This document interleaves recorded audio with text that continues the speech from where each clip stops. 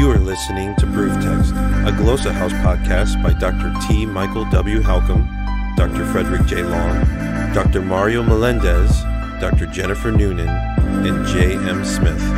Welcome and enjoy. Hello, welcome to Constituent Marking with Fred Long on Proof Text. I'm Fred Long. And last time we looked at verse 7, which is still up here, verse 7 of chapter 12 of 1 Corinthians, so 1 Corinthians 12:7.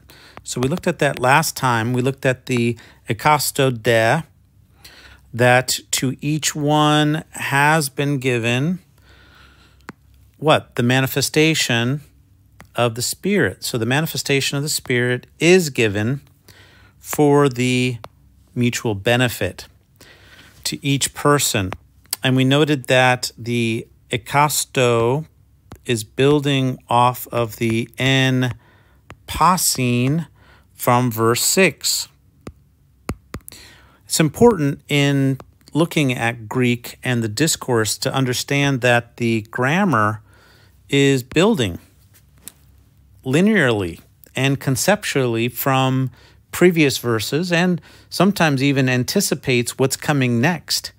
So the dative in ekasto, even though it's grammatically unrelated, the ekasto, it's unrelated to the previous dative grammatically. Just so happens that they happen to both be dative. So what we have is a movement from general to particular. And so to each one, the manifestation of the Spirit is given to didote for the common good, pros to sympheron. So we're looking at verse 8 today, and there's some interesting things that are happening. Right away, I go to my connectors, conjunctions, and I put boxes around them. Men is forward-looking. Gar is supporting.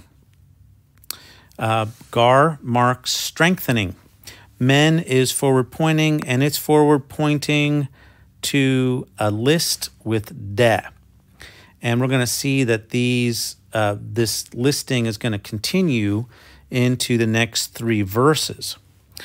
So something is interesting happening here. The O at the beginning, the O men. So we're looking at verse 8. O men gar is what we see. O men. The O is a dative case. So I dotted, underline it, particularly because it's the indirect object, but it's also starting a subordinate clause, technically. Relative pronouns start subordinate clauses.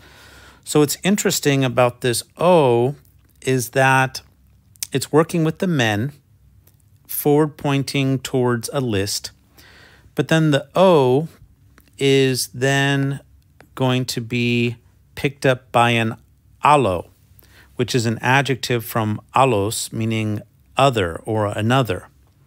And you're going to get this dative picked up because it's working with the verb didote, verse 8. And we also saw this verb didote in verse 7. So you have o, dative case, relative pronoun, o men gar, dia tu pneumatos. Dia tu is a prepositional, begins a prepositional phrase with pneumatos, pneuma, spirit. Didote has been given. Well, what is given? Well, it's a logos sophias. Sophias actually is a genitive, feminine genitive, noun, modifying logos. So a logos sophia, didote, has been given through the Spirit to which person, to which one. So to which one, indeed, for to which one, through the Spirit, the word of wisdom is given. Moreover, de, to another, allo de, you have a logos gnoseos, a word of knowledge. Now here, the verb didote is going to be resupplied.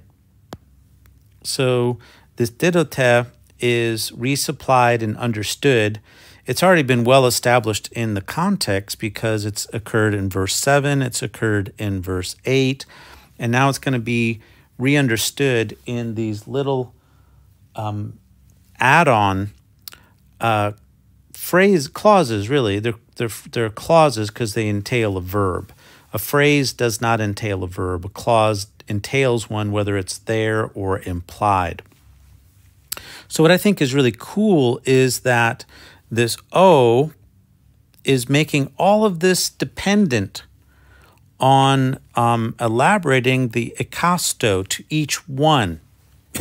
So we're going to get actually a further particularization as you go from verse 6 to 7 to then even to 8. You get a further particularization by way of ikasto, then you have an O, and then the O kind of gives way to the alo, and we're going to see other adjectives in what follows in verses 9 and 10, and I think even 11, if I remember correctly. I think maybe just 9 and 10. We're going to see etoros, of course, inflected as a dative, etoro.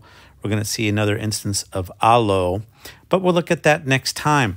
So the men starts, the conjunction men in verse 8 starts a list, which the de is going to be picking up, and then this is going to continue in what follows. So a lot of interesting information here. All of this is elaborating the ikasto to each one, and then you have the repeated verb didote, and then you have the gift, that which is given, specified. And in this case, you have two different gifts. You have the word of knowledge, or wisdom, and then you have the word of knowledge. And it might be interesting to differentiate those, but we'll just leave it there for now. I hope you found this helpful, and I'm going to look forward to having you listen and watching to us next time as we continue with constituent marking. Interested in growing your ancient language skills but not sure where to start? Glossa House can help. From illustrated readers and short stories to lexicons and grammars, Glossa House offers a variety of resources for beginning, intermediate, and experienced ancient language learners. Head to glossahouse.com today. Glossa House, language resources for the global community.